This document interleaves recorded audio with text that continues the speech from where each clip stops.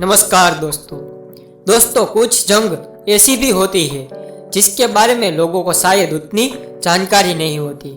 लोगों को एहसास भी नहीं होता है कि कुछ लोग और भी थे जिनकी शहादत ने आज इस देश को इस काबिल बनाया है कि देश अपनी अखंडता पर गर्व करता है और हम सब भी गर्व से कह पाते हैं कि हम उस भारत के नागरिक हैं जिसके माथे पर धरती का स्वर्ग यानी कश्मीर है।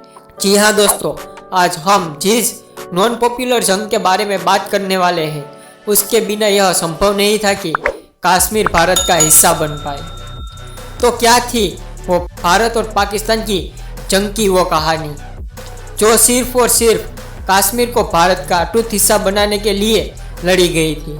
तो आइए शुरू करते हैं आज की इस वीडियो को और बने रहिए हमारे साथ वीडियो के अंत तक। यह कहानी शुरू होती है भारत की आज़ादी के बाद। जो देश के सामने एकमात्र सबसे बड़ी समस्या थी वो थी देश में बिखरी हुई अलग अलग रियासतों को भारत में मिलाकर कैसे एक अटूट भारतीय गणराज्य बनाया जाए। इसके लिए सरदार वल्लभ भाई पटेल ने अपनी मेहनत से सारी रियासतों को भारत में एकत्रित तो करवा दिया था, लेकिन कश्मीर सबसे आखिर तक भारत का हिस्सा नहीं बना था। लेकिन भारी मशक्कत के बाद कश्मीर के राजा हरि सिंह ने अंत में कश्मीर को भारत के साथ जोड़ने के लिए तैयार हो जाते हैं और 26 अक्टूबर साल 1946 को जरूरी कागजों पर सिग्नेचर करके और कुछ शर्तों के साथ कश्मीर को भारत के साथ जोड़ा गया। लेकिन यहाँ पाकिस्तान को यह बात बिल्कुल पसंद नहीं आई, क्योंकि उनको यह लग रहा था कि बंटवारे के हिसाब से कश्मीर उनके हिस्से में आएगा और इसी तरह कश्मीर को अपने हाथ से जाता देख पाकिस्तान पूरी तरह से गुस्से में आ गया था। इसलिए उन्होंने पाकिस्तानी कबीले के लड़कों को कश्मीर पर कब्जा करने के लिए आगे भेज दिया था। इधर हरि सिंह कश्मीर छोड़कर जम्मू के लिए रवाना हो गए थे और उधर बारामूला पर कब्जा करने के लिए पाकिस्तानी चल पड़े थे। जब कश्मीर में रहने वाले कुछ लोगों ने भारत में आने का विरोध किया तो यह बात और भी आगे बढ़ गई, क्योंकि जवाहरलाल नेहरू ने कह दिया था कि अगर कश्मीर की जनता हमारे साथ आने के लिए तैयार नहीं है तो इस लड़ाई का कोई फायदा नहीं है। इसके बाद नेशनल कॉन्फ्रेंस के नेता शेख अब्दुल्ला ने नेहरू को एक पत्र लिखकर एक यकीन दिलवाया कि यहाँ की लगभग सभी जनता भारत के साथ है। फिर तारीख थी 27 अक्टूबर साल 1946। भारतीय वायुसेना का एक विमान रंगरेट हवाई अड्डे पर पहुंच चुका था, लेकिन वो लैंड करने की बजाय आसमान में ही उड़ रहा था और इसके साथ ही 27 अक्टूबर को भारतीय सेना के 17 जवान ने पहली बार कश्मीर की धरती पर अपने कदम रखे थे। इन सभी जवानों को बताया गया कि आप सभी को कश्मीर में कुछ अलगाववादियों के साथ लड़ना होगा, लेकिन यह अंदेशा पूरी तरह से गलत साबित हुआ, क्योंकि वहां लड़ने के लिए सामने थी एक बड़ी भारी सेना जो पाकिस्तान के सपोर्ट से जंग लड़ने आ रही थी।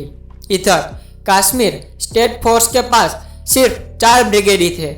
दूसरी तरफ पाकिस्तानी लड़कों ने कश्मीर की तरफ आने वाले सारे रास्तों से कश्मीर में घुसना शुरू कर दिया था। साथ ही साथ उन्होंने कश्मीर और पाकिस्तान के बीच चलने वाली रेल को भी अपने कब्जे में ले लिया था, जिसके कारण कश्मीर में खाने की समस्या बढ़ने वाली थी। इसके बाद जब पाकिस्तान फौजी को लगा कि वो काफ़ी मजबूत पोजीशन पे आ गए और कश्मीर को कब्जे में लेना शुरू किया जा सकता है, तो उसके बाद उन्होंने मूवमेंट करना शुरू कर दिया था। 21 अक्टूबर को उन्होंने कश्मीर के कुछ स्टेट फोर्स की मदद से नीलम नदी के एक पुल को तो अपने कब्जे में ले लिया था, जिससे कश्मीर में एक तरफ से पाकिस्तानियों की दहशत शुरू हो गई थी और अब वो श्रीनगर से केवल 50 किलोमीटर ही दूर पर थे। लेकिन तब भी कुछ ऐसा हुआ जिसके कारण भारतीय सेना को मौका मिला कि वो अपनी फौज कश्मीर में बढ़ा सके। हुआ कुछ ऐसा कि पाकिस्तानियों ने रास्ते में जाते हुए एक इंसान जिसका नाम मकबूल शेरवानी था, उनसे उन्होंने आगे बारामूला तक जाने का रास्ता पूछा। शेरवानी को इन पर शक हुआ और अपने साथ करीबन 2 दिन तक गलत रास्तों पर घुमाता रहा।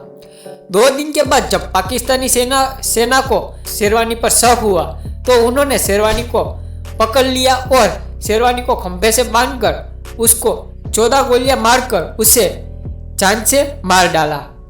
इसी तरह शेरवानी जी ने खुद को शहीद करके भारतीय सेना को 2 दिन की मोहलत दे दी। बाद में दोनों के बीच युद्ध हुआ जिसमें भारतीय सेना ने 427 अलगाववादियों को मार गिराया। इसके बाद बारामूला से भारत का झंडा लहराकर कश्मीर के मुख्य भाग से पाकिस्तानियों को भगा दिया। दोस्तों, हमें दिल से मकबूल शेरवानी जी के लिए एक सैल्यूट करना चाहिए। और दोस्तों, आपकी क्या राय है हमें कमेंट बॉक्स में कमेंट करके ज़रूर बताना। और अगर आपको वीडियो अच्छी लगी हो तो वीडियो को लाइक करके अपने दोस्तों को ज़रूर शेयर करना। और आप इंडिया इन्फो चैनल पर नए हो तो चैनल को सब्सक्राइब करके बेल आइकन जरूर क्लिक करना। मिलते हैं अगले वीडियो में कुछ मज़ेदार टॉपिक के साथ। तब तक के लिए जय हिंद, जय भारत।